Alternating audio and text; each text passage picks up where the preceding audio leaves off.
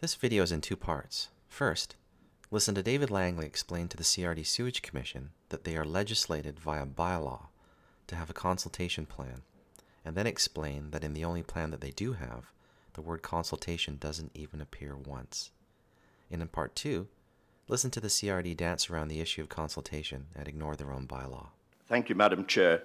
I also wish to speak about the Sierra Programme Strategic Communications Plan under your consideration today. The note that I've prepared, and I hope you have, indicates that the legislative requirements for the Commission under the enabling bylaw, CRD Bylaw 3851, says specifically that the Commission must cause to be prepared public communications and consultation plans that will document all aspects of the programme. And Section 9.1 of the bylaw goes on to say that the consultation plans prepared under Section 6.2 must provide for early, ongoing, and continuous and responsive consultation in accordance with applicable public participation policies of the CRD.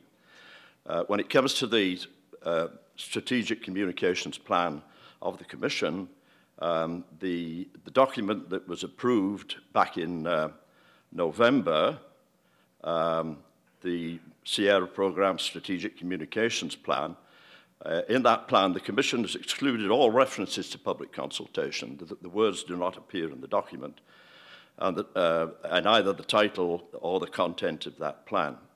On page 6 of the plan sets out the goals for the communications plan, which are an official and consistent voice for the programme, to develop support for a community-supported treatment programme, and to generate community pride for resource recovery.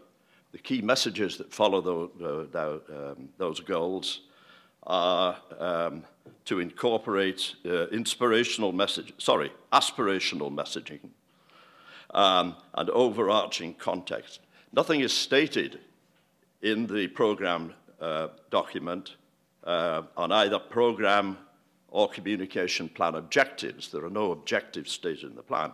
However, page 11 of the plan says that the success of the communication plan activities and the performance of the consultant who was going and staff who were going to carry it out are going to be measured and evaluated against the objectives. You know, how can this commission, through its staff, measure and evaluate the communications plan if there are no stated objectives? They haven't been defined. So the ongoing public communication and consultation concerns, I believe, are, one, that this 4-year, $1.5 million communications plan, I think it's over $2 million in total, appears to be a comprehensive scheme to cascade down upon regional taxpayers a multitude of positive messages regarding the CTERA programme in order to maximise public support and minimise public debate. In other words, it's a marketing strategy and plan, nothing like a public consultation plan. There are many unresolved Sierra programme issues involving major taxpayer costs and risks and community impacts which have still not been examined. For example, the 18-kilometre McLaughlin to Heartland sludge and return pipelines and pump stations, and the range of possible resource recovery options which are spoken about in vague terms within the communications plan. And these are the items for which somehow community pride is to be generated. Those kind of examples of real major parts of the programme are examples that need real public consultation and debate, not a marketing plan, which I believe the current document is. To avoid the perception that the Commission has failed in its legislative duty to prepare a proper public consultation, communications and consultation plan, I would hope the Commission could direct staff to set out the specific objectives to be achieved in the communications plan that they're absent at present, so that the conduct of the plan can be monitored and evaluated. The public can have confidence in the plan over the next 4 years. This is a long-term plan. Also, I believe that this Commission needs to provide a kind of a formal sort of commitment to public consultation. At the moment, public consultation does not appear in any of the documents related to communications. And those, in fact, are the requirements under the bylaw under this Commission has to operate under. That's bylaw number 3851. As it stands, it seems there's no commitment by this Commission to effective public consultation over the next 4 years, and I believe that should be provided. Thank you very much. Thank you, Mr. Langley. There were some questions around the engagement and consultation. I think you're aware that CTERA has been doing significant engagement work on various components of the program, the pump station, the Craigflower, the Clover Point work, as well as involvement in the Esquimalt rezoning work. So there certainly is a significant need, and one of the reasons that we asked for public participation, training, or experience was very much that engagement is very much part of the ongoing work for the plan, and potentially consultation when we can. I tend to want to use those phrases a little differently. To me, consultation is generally when you're able to give the public a choice around options. Engagement is a form of consultation to me when major decisions have been made and you're dealing more with issues around mitigation, construction, and those kind of issues. Okay, we've heard what the CRD is planning to do. Now let's compare it to the IAP2 spectrum of public participation and see how they score. So let's look at Inform. To provide the public with balanced and objective information to assist them in understanding the problem, alternatives, opportunities, and/or solutions. Well, the CRD hasn't done that, and they're not going to do that, and they don't provide balanced information. Okay, we heard staff talk a lot about consultation. Let's look at number 2. Consult. To obtain public feedback on analysis, alternatives, and/or decisions. Well, that's not going to happen. They said that the decision has already been made, so what do they need to consult for? That's why they call it engagement. Number 3. Involve. To work directly with the public throughout the process to ensure that the public concerns and aspirations are consistently understood and considered. Well, that's not happening. I mean, there's a clear rejection of the plan. Aspirations and understanding, I don't think so. Number 4, collaborate. To partner with the public in each aspect of the decision, including the development of alternatives and the identification of the preferred solution. I think we scored a 0 on that one. And finally, empower, to place final decision-making in the hands of the public. Well, that's just utopic, I guess, in the CRD. So how has the CRD scored to date? Well, 0 out of 5, and they've just let an expensive contract, and how are they going to score going forward? Again, 0 out of 5. So why did the CRD include this criteria in the contract they let for communications? They're not going to use any of this. What they're planning to do is absolutely contrary to the IAP2 spectrum of public participation. Albert, could you, or Andy, just speak to the issue of public consultation and engagement and information sharing? Because I'm just wanting to get a sense of, in this contract and our plan around engagement, that we don't lose sight that there's more than news releases and issues management, that a very big part of what we as a commission want to achieve, as was mentioned by one of our delegation members, is information to the public and consultation on issues that matter to them. Sure, I'll try, Madam Chair. And Albert, if you want to. In actual fact, the CRD has a framework for public participation. And there also is, and I can share with you, there also was work done actually 5 or 6 years ago around how the project would do public participation as it went through the siting process.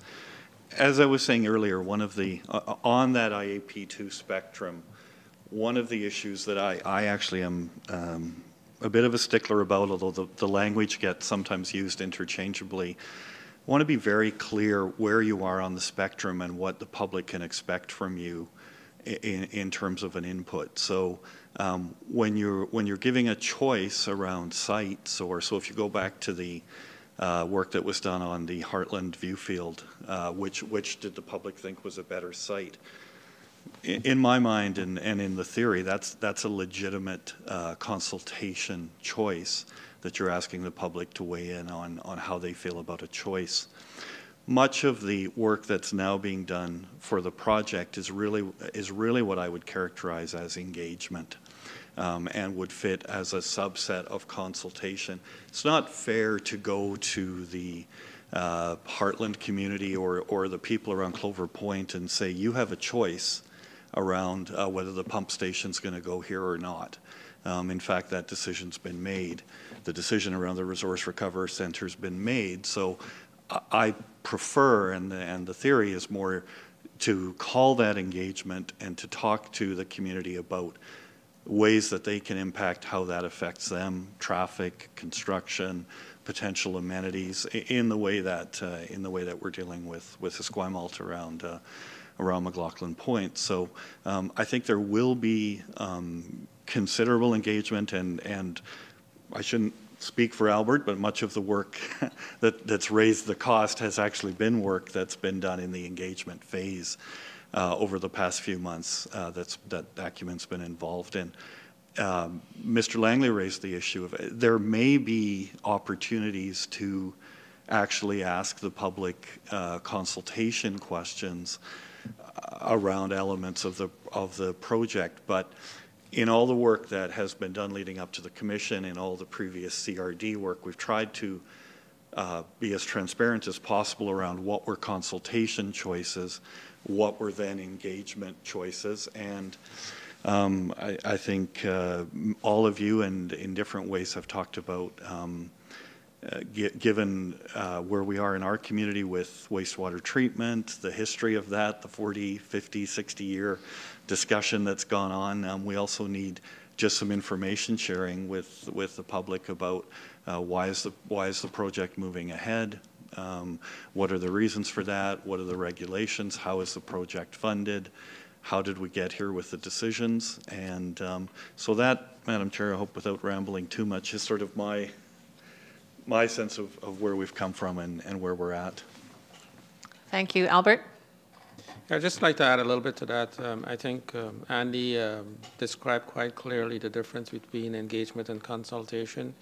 I think one of the issues is that the public doesn't fully understand that the CITERA program is actually now in implementation. A lot of the major decisions have been made in terms of all of the siting, and as a result, that removes the consultation issue. So it's basically engagement. How best can we implement this program with the minimal impacts on communities? How best can we deal with the issues that communities feel very dear to their own situations? And if you look at the situations that are happening at McLaughlin in terms of engagement, we have engaged with the community there. We've heard what they have to say, and we've actually put into the contracts many of the things that the community has requested. That's a result of engagement. You could call it consultation because it's a direct impact on the contracts and the way the contracts are formulated. As we go out to Heartland to build the RRC, there'll be opportunities as well for the public to be engaged. We started this engagement last year. We've had, I've been to at least 6 sessions and late last year in terms of engagement. One as recently as this week in terms of just engaging the community associations and engaging the general public in terms of how we implement the program. The remaining, if you want to draw the line, consultation being the ability of the public to influence a siting decision, there will be a little bit of this along the line, not along the routing of the line, because the routing of the line is going to be kept within the municipal right-of-ways, so that really dictates a lot of the route. But the actual locations of the pump stations, there will be consultation with the public in terms of how those actually get located.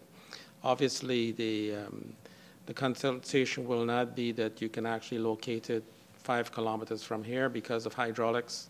And you know the way hydraulics works, it can only be within a limited range depending on what the topography of the area is. But we will be reaching out to the public before we actually finally site those 4 pumping stations. And that's where we are. It needs to be a recognition of where the program is now.